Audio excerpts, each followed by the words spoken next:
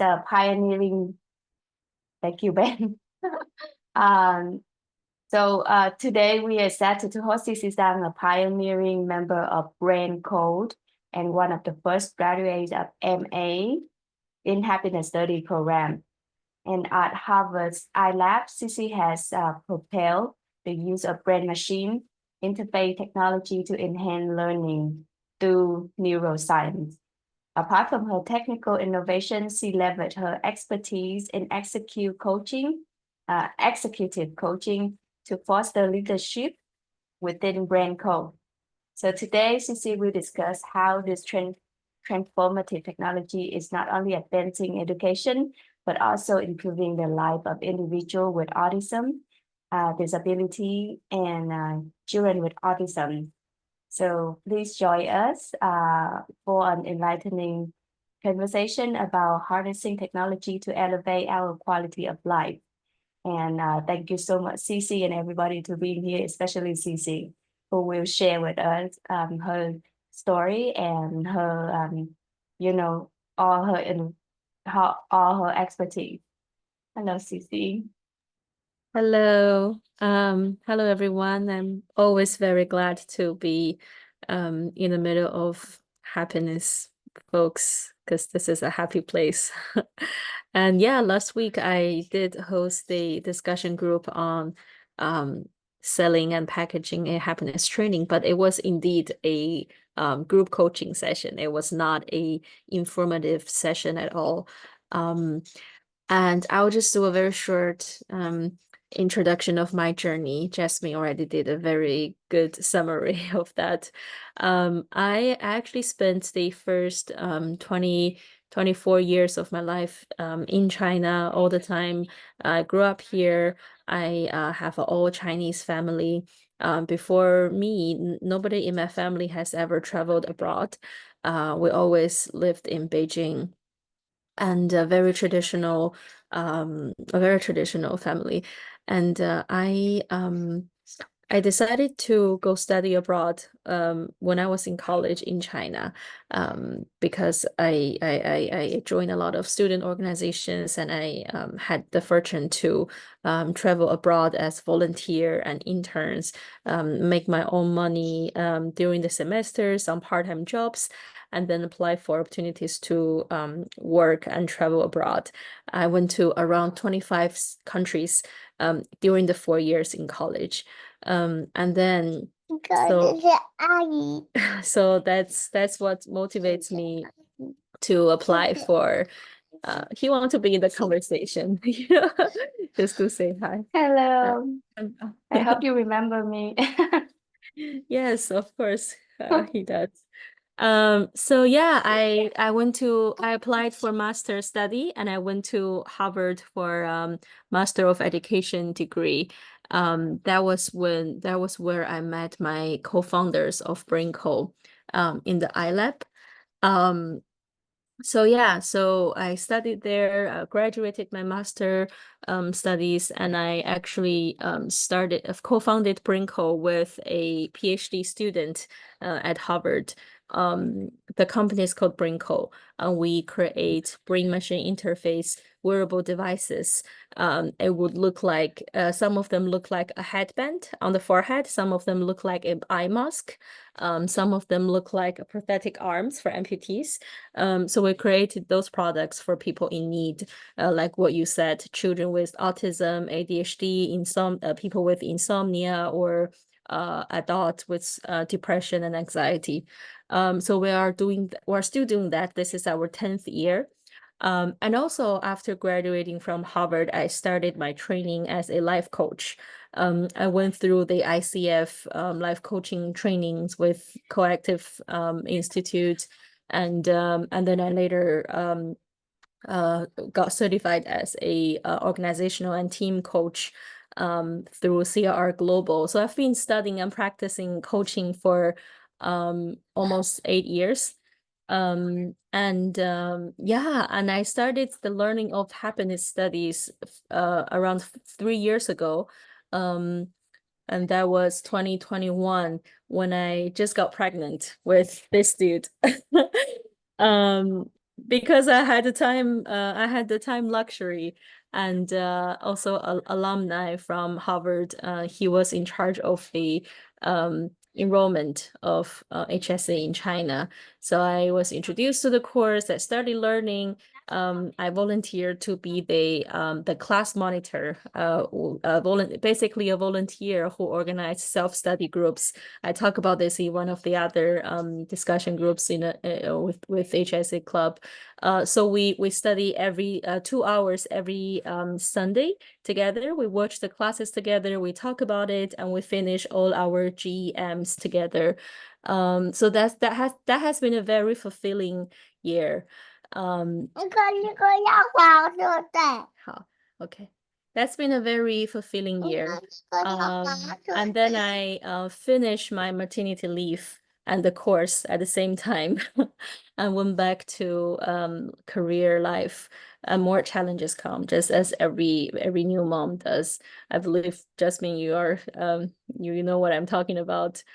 So that's when I started the MA studies with my full-time job, with a new baby, and a new family to take care of.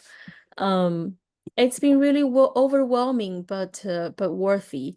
And I find more focus, I'm better focused now on what's really important. Life looks less colorful or adventurous, but more focused with the really important things now. And now my current career is I still do life coaching and team coaching for my own team in the company. I'm still with BrainCo, and I also do some outside training and coaching side business with other companies. When did I found BrainCo? That was back in 20. So I'm not the founder, but I'm part of the founding team. We're founded in 2016 with the Harvard Innovation Labs. Thank you.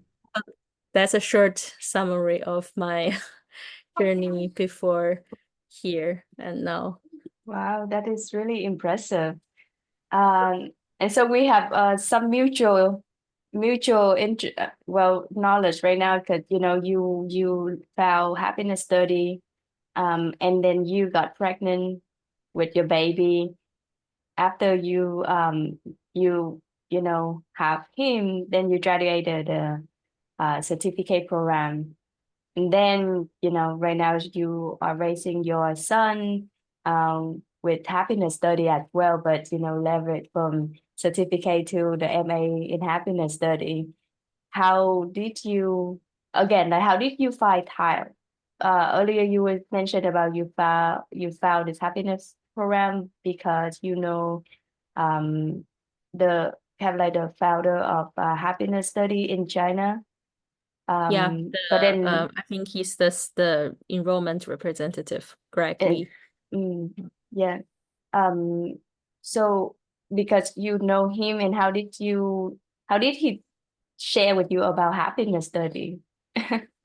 Like, how did I get Yes. onboarded? Yes. Back then I was trying to find answer to the question, you can manage a successful business, a successful project, but how do you actually empower people? I have that question in my work. I was very, very young, 27 back then, trying to manage a team of 40 scientists who are PhDs from Harvard, MIT, and all this even 40, 50-year-old male who are very, I feel distance. But there I am, this leader, trying to make things happen with people who are way more experienced than me. And I want to find a way to empower myself, to empower them. That's exactly why I started learning coaching. And then I figured out it's not enough to know how to talk to one person or 2-3 people. I need something more to create a culture of a better environment for my organization, for my company. So how do I create more workplace happiness and well-being? That was my goal. That was what caught me in the conversation with Greg. He said, you know, we have a lot of coaches, HRs, CEOs who are in the course, and their workplace happiness is a big topic in the conversation. So that's what got me. And also how to be a new parent. A lot of people who shared with us their initial purpose of joining the course said they became better parents. That was very attractive to me. Obviously, what I needed back then when I just had William. Wow. That really resonate with me, because I felt that when I learn you know, all of this knowledge, I become a better parent because I understand myself better, and so I can understand Yeah. my kid as well. And you know, as you know, my baby, she's 10 months old, and she's really calm for the outside world, because 10-month-old baby should She has not be inner this calm. peace. Yeah, but when she is with us, with me and Ben, she's, you know, just being herself.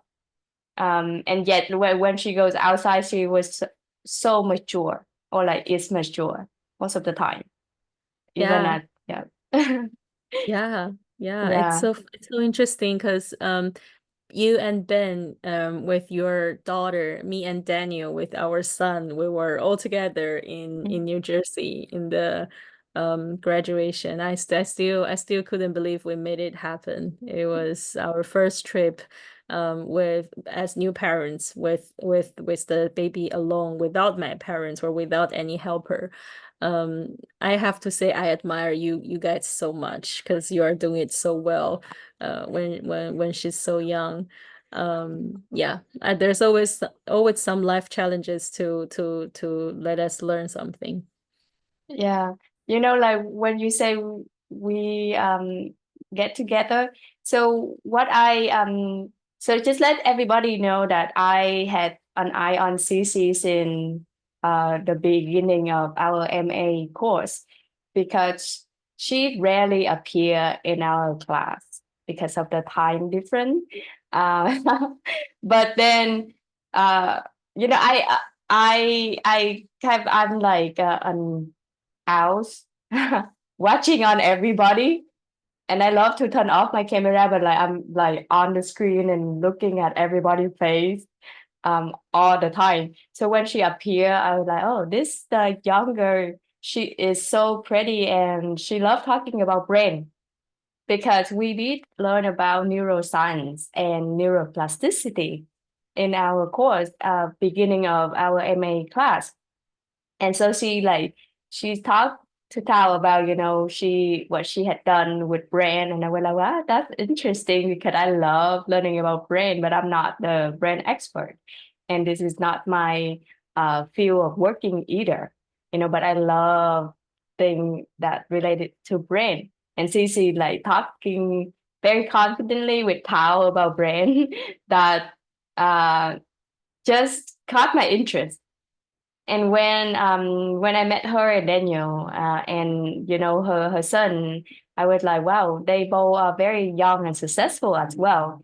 You know, but until I know about Cici more and her background, then I still like leverage from my impression on top of another impression. And so can you share with me a little bit more, like Ben question on the chat box? How do you ensure people take you seriously in your profession, because you look very young? That used to be my question too, you know. Yeah, I bet Yeah. in our career, especially for people who are, for me it's less a challenge because I'm in the startup entrepreneurship business. But if you're on a big platform where power and age has a positive correlation, it's especially hard. Also when I'm doing coaching, people always say, "Oh, you are so." 好的，好的啊。People always say, you're so young. Why are you learning coaching?" Because they imagine coaches as someone with white hair, very accomplished and elder people. My approach is I don't have to, or I don't need to impress everybody. I don't need people to take me seriously. They will know when they need me. When I'm entering a organization as a team coach, my role is to let the organization reveal its truth and reveal its collective purpose and help them work on it together. I don't need to share with them my experience or my success being a leader. That's not my job. In fact, if I'm doing that, I won't be successful because I'm not. I won't have more experience than those CEOs and team leaders. Knowing my role is very important. And yeah, and when I'm being a coach, and when I'm being a project manager or product manager with my company, actually being young is an advantage. They would introduce me as someone who have a Harvard degree, who is very young, and that label, that tag means energetic and smart for them. So I don't need them to take me seriously. I want them to know that they can rely on my expertise. So yeah. So yeah. Oh, give me 1 second. Yeah, that's so true. Like when we have all this label, as Cici just mentioned, everybody either look up to us or they are curious about us. And they already have this label. So, oh, she must be this person, must be that person. And if we cannot reach up to the imagination, then something going to collapse, But that's why we want to learn more about Cici because her enthusiasm and she really got it. That's why she got a job. Yeah. Yeah, I think your insight and story will be inspiring too, Jasmine. I'm still building my inside and story, I'm still doing that. Thank you. Yep.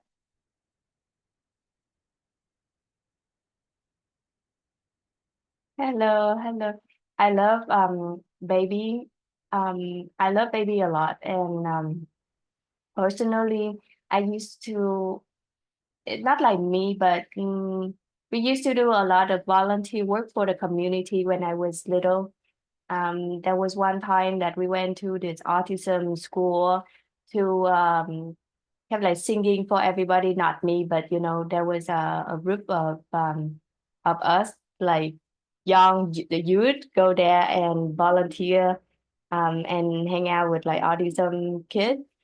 But when I grew up, I never really questioned myself, how can I help autism or disability baby or adult? And I don't know how you, Cici, can have that idea in your mind. Like, have you had the interaction with people with disability and you had a big question in your life since young? I think the question also is related to Jalin's question in the chat box. How do we influence people with autism or people with special needs? I know a lot of peers, classmates at Harvard who are creating autism intervention through art, through dancing, singing, painting, and surprisingly, autistic children are great artists. They create unimaginable art beyond imagination. I just went to a autism art center in Nanjing, a middle city in China. Wow, if you look at their artwork, they are so mind-blowing. you won't imagine they have mental disability or brain damage. They are just natural artists. But for BrainCo, we create integrated solutions with neurofeedback training. And neurofeedback training actually relies on our neuroplasticity. For example, you can train a dog to know to do certain gestures, right? And you can train a baby to do potty training, to learn to talk. That's all based on neuroplasticity, and that plasticity works until the moment we die. You're like the brain is always growing. For autism children and people with ADHD or Alzheimer, it's the same. You can train them with the right feedback. So neurofeedback training means you train the brain to learn a certain behavior with negative or positive feedback. For us, we figured out children with autism, they have a special brainwave spectrum called the mu wave. You know, we have the alpha, beta, gamma. The mu wave spectrum, it's representing their social interaction, their tendency to have social interaction. So we call that the social attention. And that's trainable.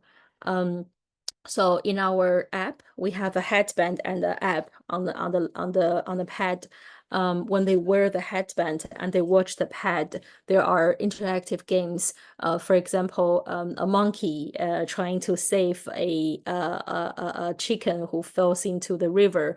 So those little stories with the stimuli of social interaction. And when they watch those videos and we detect the mu wave is active, we give them a lot of positive visual feedback that trains their neural plasticity to know, oh, that's a good thing, that feeling gets a word, so I need to do that more. So that triggers more of their social attention. And that's called neurofeedback training. We did not invent that. It has been around for decades.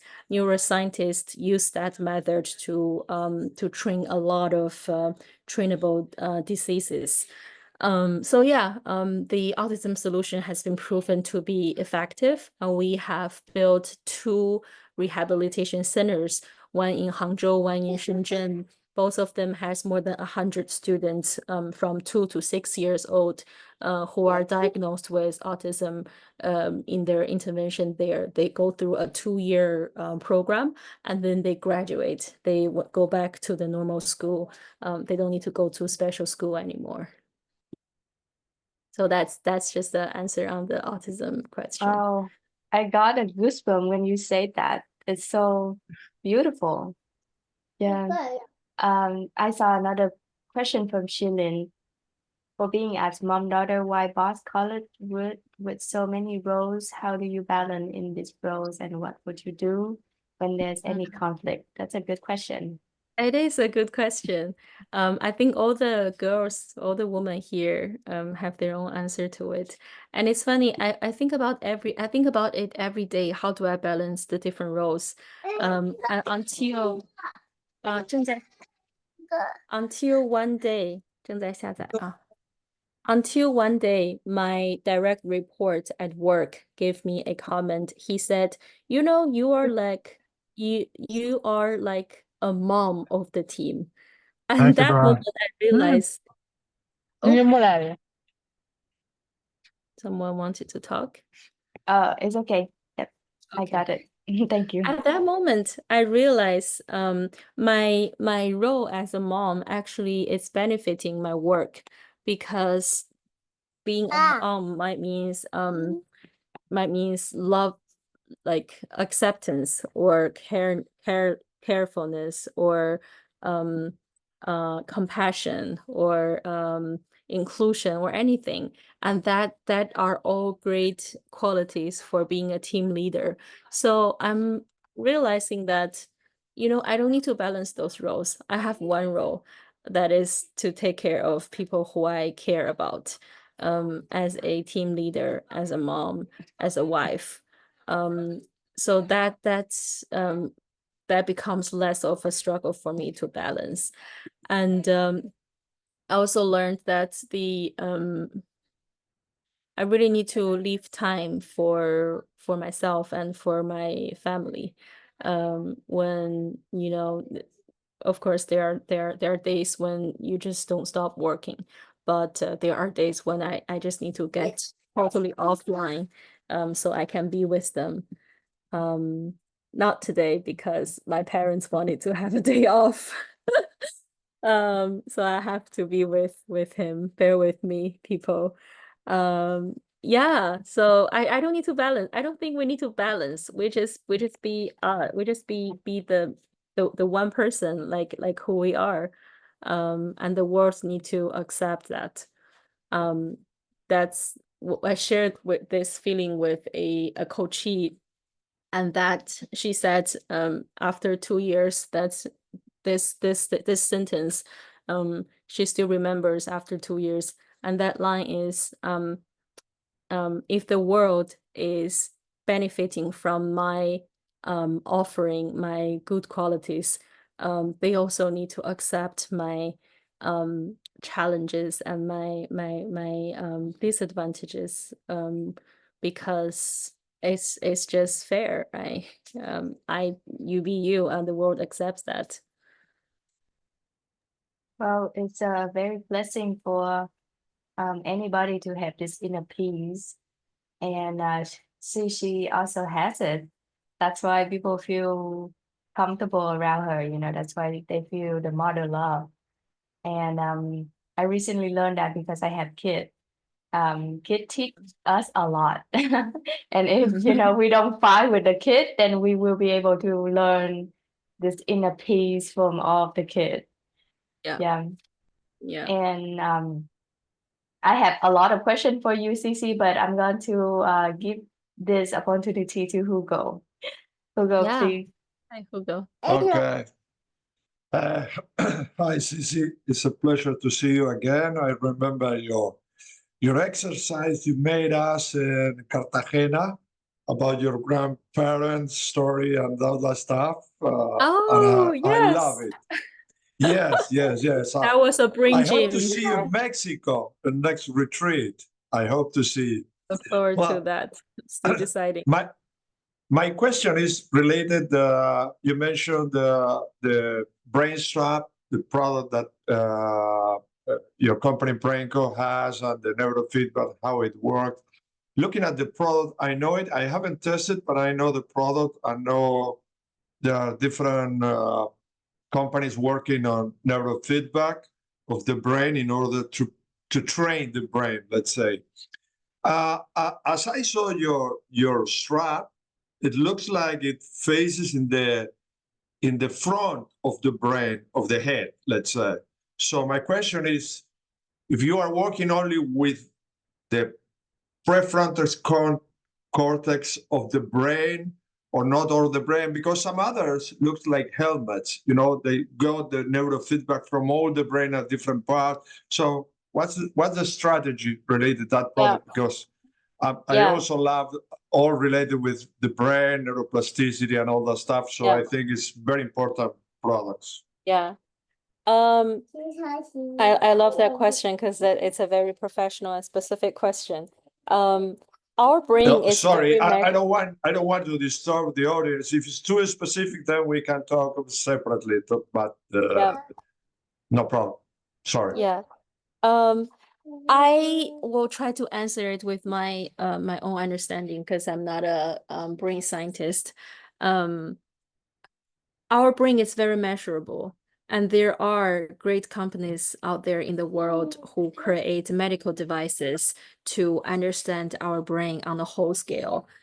Those are what you see as like a helmet with like more than 100 touch points. And you wear it and get information from those 100 touch points, those hydrogel sensors. And each point is related to a different what we call executive function or emotion or like any brain function. So we chose to measure only the prefrontal cortex because most of the executive function and emotional management is around there. And that's the only easy place to measure on the brain, because on other places you need to cut your hair or put very thick hydrogel sensors. But on the forehead, you usually don't need to cut your hair for most people, and it's a very accessible place. Although in our practice, we see there are a lot of different shapes of forehead. But it's relatively more accessible. So for functions like memory, concentration, relaxation, awareness, calmness, for those, it's enough to have touch points here to measure here. But if you want more like higher functions, such as impulsive control or other things, you might need more touch points. And we actually do have a medical product line where we create brainwave heads with more sensors. But for our consumer products, it's only like 3 sensors here. Good. Thank you very much. Thank you for that question, Hugo. Kalin says, My pleasure. feeling excited where I used to work with special needs groups. Oh, thank you. Yeah, children with autism or ADHD, and grown-ups with insomnia, anxiety. The more people like that I met, the more I believe what we do is meaningful. Otherwise, their only solution to look for is medicine, drugs, and Yes. people usually don't want to do that. No drug is forever safe, you know. I saw Shalene raising her hand. Hi, Shalene. Hi, Cici. Hi, Jasmine. Sorry for my camera doesn't work this time. Yeah. I just want to follow on what Hugo has just asked, and if it's too specific and need to separate in the other place to talk about it, that would be fine. I just curious because ADHD also have like different types, and so there is like a impulse control issue that you have just mentioned. There is another product that is meant like you can measure those impulse control brain waves. So I'm just curious, is there like the headband, like a commercial product site, is the headband like specific, will have more influence or more benefits to like what type of autism, or like what type of ADHD? Because autism is like a spectrum, so there can be like Yeah, that's a good question. And actually, the headband itself or the app, it's not 100% the magic pill. We still need a lot of work from the therapist, the trainers. For example, in the 2 years autism program in our Hangzhou and Shenzhen center, actually only 30 to 40% of the time are spent on our product.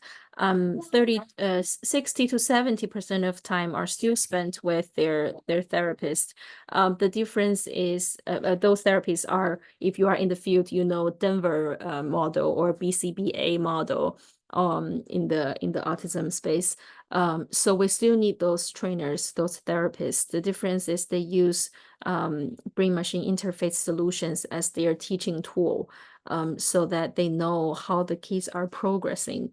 And we also have hundreds of interactive games in the system, and the therapists choose which one to use with the kids in their training sessions, in their classes. So we really are creating a teaching assistant tool for the therapists, not a standing alone magic machine that can just cure them. Definitely not like that. For ADHD, it's the same. The device itself, it's only doing like 5% of the job. We have created hundreds of lessons on training the ability to focus, to concentrate, and the headband is just part of the working mechanism. So yeah, everything is a whole solution. It's never a magic pill that solves everything.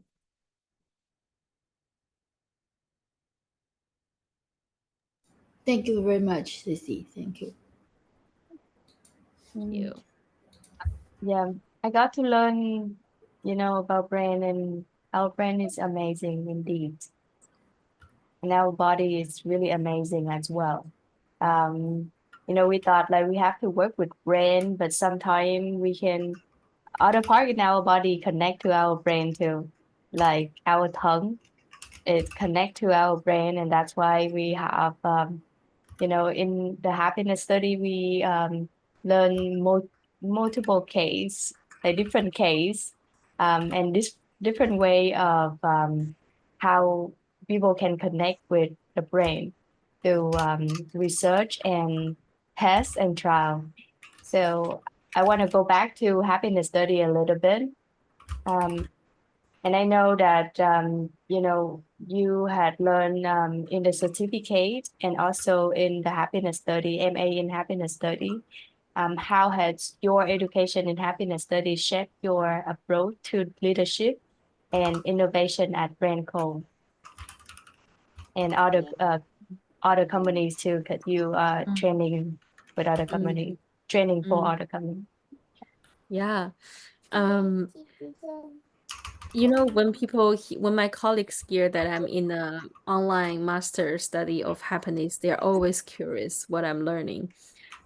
So I think I've taught during the 1 year certificate and 18 months MA, that would be 3 years in total. I've taught more than 20 workshops to the whole company and the managers group on different topics related to happiness.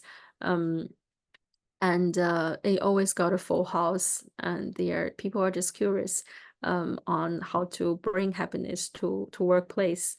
And I would say on the toolkit level, there's been a lot of things that I use in my work already. For example, appreciative inquiry. That's been the basic structure of all my conversations with my teammates, and even difficult conversations of firing people. I have to do that a lot. In a lean startup, you just need to fire people all the time. And yeah, and after that, I'm a ENFP, if people knows MBTI. It's very hard for me to go through difficult conversations. But after that, the healing process with self-compassion, I also learned that from the course. And also the different business leaders, philosophists, artists. I love the first semester course, especially the different leaders in different fields of the study related to happiness. So yeah, it's been shaping my career journey. It's been shaping my journey as a mom as well, and building my personal, what they call IP. I opened a social media channel sharing toolkits on happiness as well. So I don't know what to do with that channel yet, but it's been a good platform for just connecting with random people on the internet who I don't know, but yeah, it's been shaping my journey in all different senses. Oh, right. Maybe you can share that channel with us. I'm currently working with other MA student too, having me and other MA student creating YouTube channel and then other social media platform for things that we could do, infusing happiness study in our talent day of life. So maybe I can help you with that, or like maybe I can learn more about that from you. And I know that like happiness study is slowing down, but it's growing at the same time, because talking about happiness study with other people who don't know about happiness study, they would like, oh, what is that? So how would you explain happiness study to your team? And another question before that is how do you tell your boss or tell your employee to come to your course and learn about happiness study? Because I know that a lot of people have struggled, telling their employee and their boss and their family about happiness study. Yeah. When I'm selling it within my company, I really just simply tell them this is a session on how to be happy and what to do when you're not happy. That's attractive enough, because they're not paying me extra. For people outside of my company, when I'm selling something to them for they're paying me to teach something, I would connect happiness studies with something that sounds familiar to them. For example, positive psychology, or just simply psychology, to people who are less less close to the field, because I need to associate HSA with something that they know. For people with specific needs, I will also talk about the 5 dimensions inspire. Just be as specific as possible when you're selling to people with specific need. And this kid is trying to put himself to sleep. Yeah, he's just like baby Bella Luna. Every time baby want to sleep, I guess they just want to hug mommy, and that's how they they go to sleep. It's the best moment of life, right? Next to mommy. Well, I know we want to learn a lot more from Cici, but I guess we also need to respect mother and son time.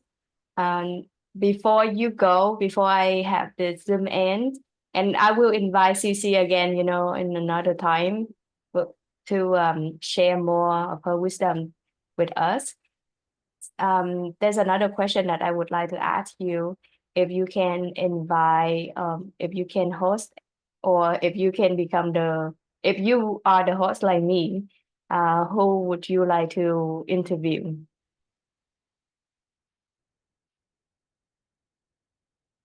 We have a lot of Ray MA students in Michelle. Michelle. Oh, okay. Did you already interview her? Not yet.